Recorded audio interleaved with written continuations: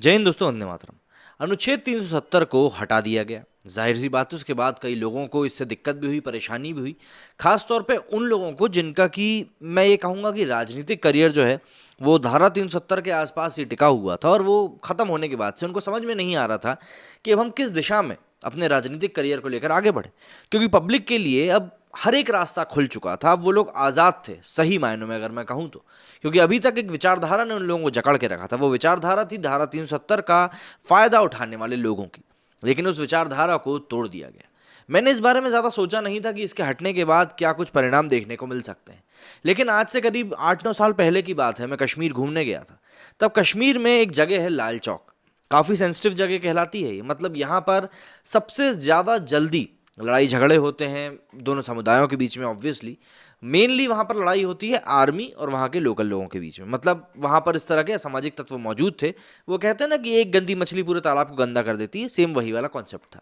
इसलिए लाल चौक के सामने से जब मैं दो एक बार गुजरा तो मैंने देखा कि वहाँ पर भारी सुरक्षा बल तैनात थे। ये देखकर ऐसा लगा एक बार को कि यार ये हमारे देश में जगह है, उसके बाद भी मतलब इतनी सुरक्षा व्यवस्था, वो भी कोई वीआईपी पर्सन नहीं आ रहा है, बस जगह की सेंसिटिविटी को देखते हुए।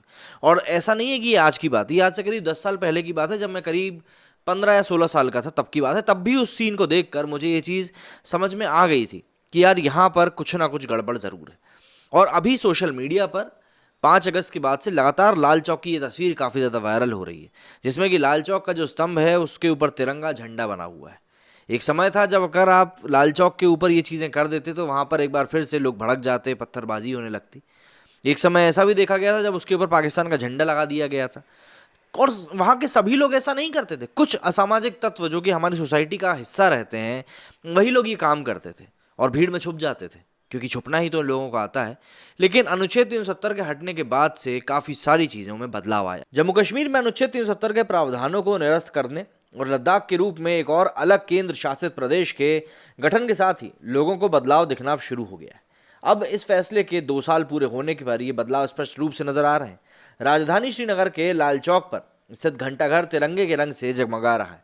वहीं लद्दाख में यात्रा के लिए पर्यटकों को अब आईएलपी मतलब इनर लाइन परमिट लेने की कोई ज़रूरत नहीं पड़ेगी।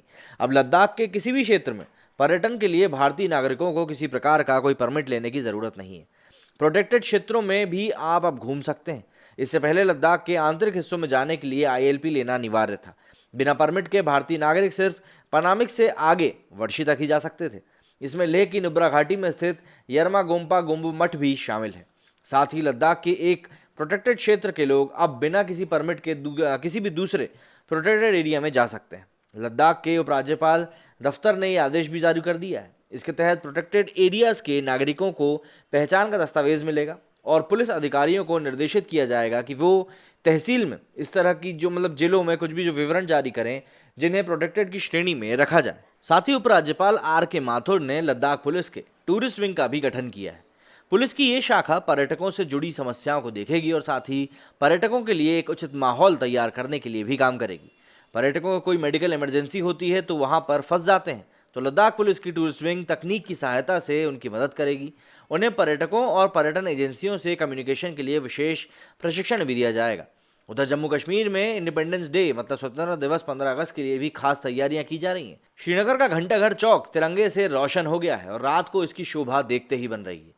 ये वही जगह है जहां पर 1992 में तत्कालीन भाजपा अध्यक्ष मुरली मनोहर जोशी और तब एकता यात्रा के संयोजक रहे नरेंद्र मोदी ने आतंकियों की धमकी के बावजूद तिरंगा फहराया था। श्रीनगर नगर निगम ने चौक की साफ सफाई भी करी है। इसकी तस्वीरें सोशल मीडिया पर खासी वायरल हो रही हैं।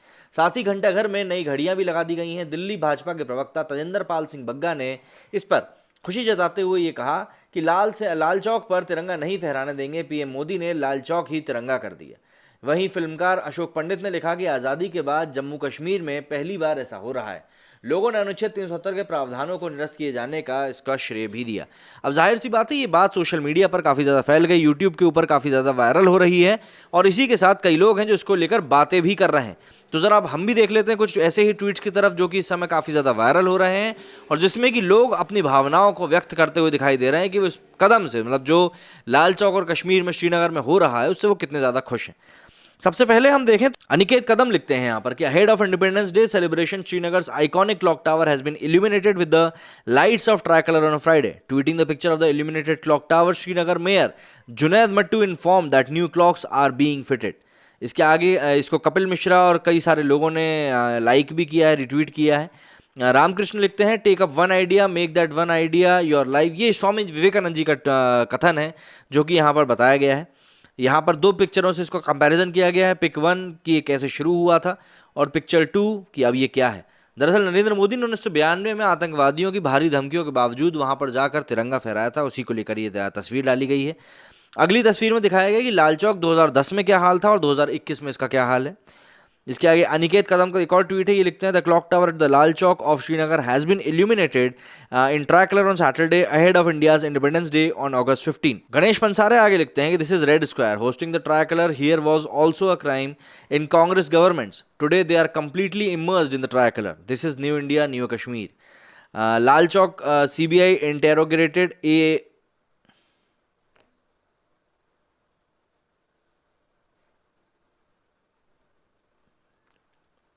आशीष कुमार रंजन ने भी यहाँ पर वही तस्वीर पोस्ट करी है कि किस प्रकार से कांग्रेस के टाइम पर क्या हाल था और भाजपा के टाइम में क्या हाल है। कपिल मिश्रा लिखते हैं, ये लाल चौक है, ये तिरंगा फहराना भी गुनाह होता था कांग्रेसी सरकार में, आज ये पूरा तिरंगे में डूब गया है। दीपक चौरसिया लिखते हैं, श्रीनगर नगर पालिका ने प्रसिद्ध लाल चौक के घंटा घर को तिरंगे से जगमगा दिया है। जाहिर सी बात है, जिस जगह से भारत के खिलाफ आवाज़ें उठती थी उस जगह पर आने वाले दिनों में जनता की अगुवाई में आज़ादी का जश्न मनाया जाएगा। देश बदल चुका है, कश्मीर का अब अलग झंडा नहीं, तिरंगा ही उनकी आन बान शान है। इस तरीके से कई लोग हैं जो कि इस चीज़ को सपोर्ट करते हुए दिखाई दे रहे हैं और बोल रहे हैं, तारीफ़ कर रहे हैं जाहिर तौर पर कि ये जो चीज़ हो रही है बहुत अच्छी हो रही है और ये समय की मांग भी है। क्योंकि जिस प्रकार से हमने देखा है कि पहले जब कांग्रेस की सरकार थी अब किस तरीके से इन सभी चीज़ों को ट्रीट किया जाता था, उसको देखते हुए लोगों में और भी ज़्यादा खुशी का माहौल है। यदि आप लोग इस बारे में कुछ कहना चाहते हैं तो मुझे कमेंट करके ज़रूर बताइएगा। मेरे इस वीडियो में फिलहाल इतना ही। जय हिंद, जय भारत।